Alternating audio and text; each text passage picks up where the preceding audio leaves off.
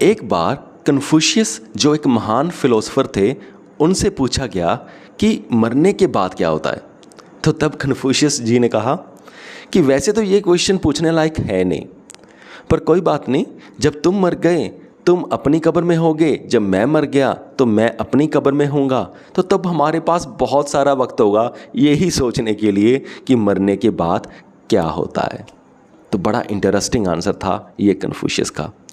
Actual में जो Confucius थे ना, वो इस बात में इंटरेस्टेड ही नहीं थे, इस क्वेश्चन में इंटरेस्टेड ही नहीं थे कि मरने के बाद या पिछले जन्म के बारे में, वो इन चीज़ों में इंटरेस्टेड नहीं थे।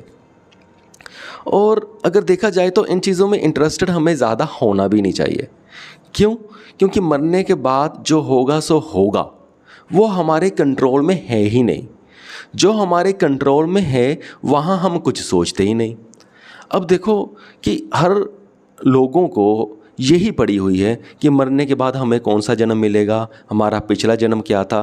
अरे तुम आने वाले जन्म के बारे में छोड़ो, पिछले वाले जन्म के बारे में छोड़ो, जो जन्म आपका आज और अभी चल रहा है उसके बारे में बताओ। ये है सही क्वेश्चन। क्या आज तुम सही फील कर रहे हो? क्या आज तुम अपने माइंड में कितना स्ट्रेस, कितना एंग्जाइटी, कितना डिप्रेशन फील कर रहे हो? ये होते हैं सही क्वेश्चंस।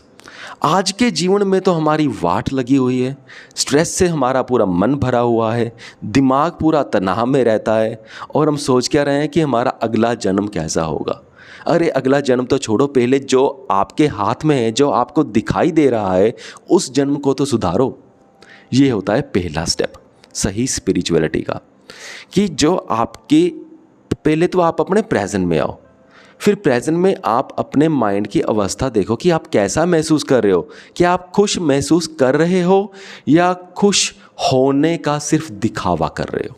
ये बहुत बड़ा पॉइंट है, क्योंकि मैं बहुत सारे लोगों से जब मिलता हूँ, जितने भी लोगों से मिलता हूँ, तो वहाँ पर मोर देन 99% ऐसे ही लोग होते हैं जो सिर्फ खुश होने का दिखावा करते हैं। एक्चुअल में खुशी उनके आसपास नहीं होती। उनके सोशल जो होते हैं ना, सोशल मीडिया वाले, फेसबुक, यानी कि सोशल मीडिया वाले जो यही फेसबुक, ट्विटर और या इंस्टाग्राम, सॉरी फेसबुक और इंस्टाग्राम अभी याद आ गया, तो इनके ऊपर वो ऐसी पोस्ट डालते हैं कि हाँ हम बहुत खुश हैं, हमारी पिक्चर्स वो डालते होते हैं कि हम यहाँ घूम रहे हैं, वहाँ घूम रहे हैं, लेकिन एक्चुअल में उनकी वाट लगी हुई है, बुरे तरीके से वाट लगी हुई है। पर उनके फेसबुक पेज को देख करके या उनके फेसबुक टाइमलाइन को देख करके ये कोई गेस भी नहीं कर सकता कि उनकी लाइफ में ऐसी एक्चुअल में वाट लगी हुई है। तो बस यही चल रहा है, दिखावा। तो पहले तो हमें ये देखना होगा कि हम एक्चुअल में खुश हैं या दिखावा कर रहे हैं। और जब हमने अपनी रियलिटी देख ली कि हम एक्चुअल में खुश नहीं हैं, तो वो पहला कदम होता है स्पिरिचुअलिटी में कि अब हमने खुशी की ओर बढ़ना है। तो तब हमारे सही मायने स्टेप्स शुरू होते हैं। तो जब हम इस चीज़ को पकड़ लेते हैं, फिर हम सोचते हैं कि हाँ अब हमारी मानसिक स्थिति अभी आउट ऑफ 100 30% जा रही है, हमारी मेंटल हेल्थ 30% जा रही है, तो हमें इस मेंटल हेल्थ को इंक्रीज़ करना है। अब इंक्रीज़ कैसे करना है, फिर हम उसके रास्ते तलाशने लगते हैं। पर ये चीज़ भी बहुत कम लोगों के साथ होती है। नॉर्मली हम जो लोग होते हैं बस इन्हीं चक्रों में फंस जाते हैं, खास करके जो स्पिरिचुअल बनने की कोशिश करते हैं। उनको ऐसा लगता है कि स्पिरिचुअल बनने का मतलब ही ये है कि हम ये जाने कि आत्मा कहाँ जाती है, मरने के बाद हमारा अगला जन्म कैसे होता है, और पिछले जन्म में हम क्या थे, पिछले जन्मों के जो हमारे कर्म थे वो क्या थे, उनका जो फल मिल रहा है वो इस जन्म में क्या क्या है। और जो ये सारे क्वेश्चंस हैं, ये इतने इनवैलिड होते हैं कि इनका हमारी लाइफ में कोई कंसर्न होता ही नहीं है। ये सब सोच करके हम सिर्फ इमेजिनेशंस क्रिएट करते रहते हैं, और हम अपने लाइफ का जो टाइम है वो वेस्ट ही करते रहते हैं। इतना टाइम वेस्ट कर देते हैं कि जो हमारी प्रेजेंट लाइफ है उनके ऊपर हम ध्यान ही नहीं दे पाते। तो मेरे हिसाब से अगर स्पिरिचुअल बनना है तो सही मायने में स्पिरिचुअल बनना बहुत ज़रूरी है। अब मैं ये नहीं कह रहा कि ऐसे कंसेप्ट्स मत पढ़ो कि लाइफ से पहले क्या था, क्योंकि मैं एक ऐसा बंदा हूँ जो हर कंसेप्ट के लिए ओपन रहता है। पर उन कंसेप्ट्स को मेन मत मानो कि मरने के बाद क्या होता है, आत्मा कहाँ जाती है। हाँ, अगर पढ़ने का मन है कुछ पढ़ लो, पर अपना मेन फोकस प्रेजेंट लाइफ के ऊपर रखो, प्रेजेंट लाइफ को क्योर करो।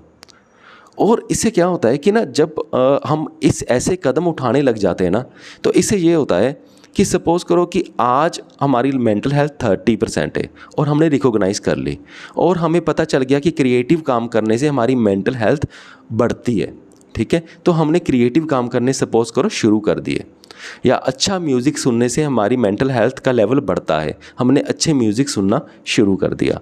तो सपोज़ करो अब 30% है ना, तो हमने कुछ टाइम अगर 1-2 हफ्ते ऐसे लाइफ जी तो हमारी मेंटल हेल्थ का लेवल पहुंच गया 40%, ठीक है।